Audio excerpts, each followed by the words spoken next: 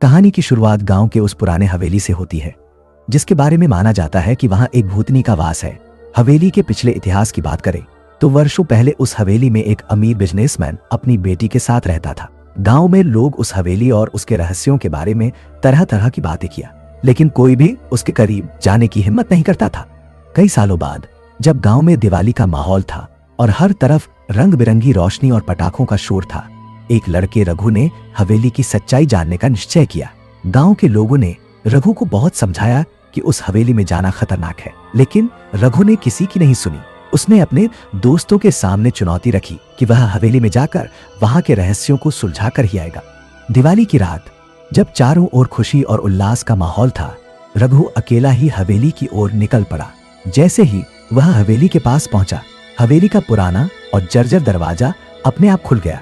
रघु ने अंदर कदम रखा और उसे महसूस हुआ कि अंदर का माहौल बहुत ही ठंडा और भयानक था।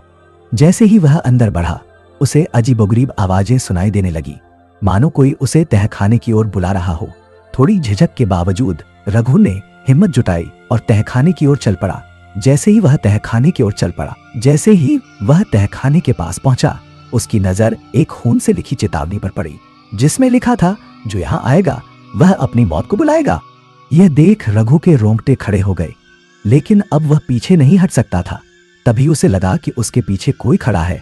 उसने जैसे ही पीछे मुड़कर देखा तो एक भयानक प्रेत सामने खड़ा था, जिसकी आंखें अंगारों की तरह लाल थीं और चेहरा बहुत डरावना था।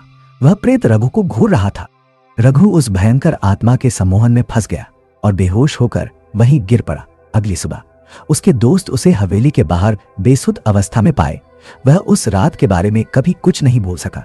उसकी आंखों में हमेशा के लिए उस रात का खौफ बस गया था। गांव में अब यह कहानी और भी मशहूर हो गई कि हवेली की आत्मा दिवाली की रात जाग उठती है।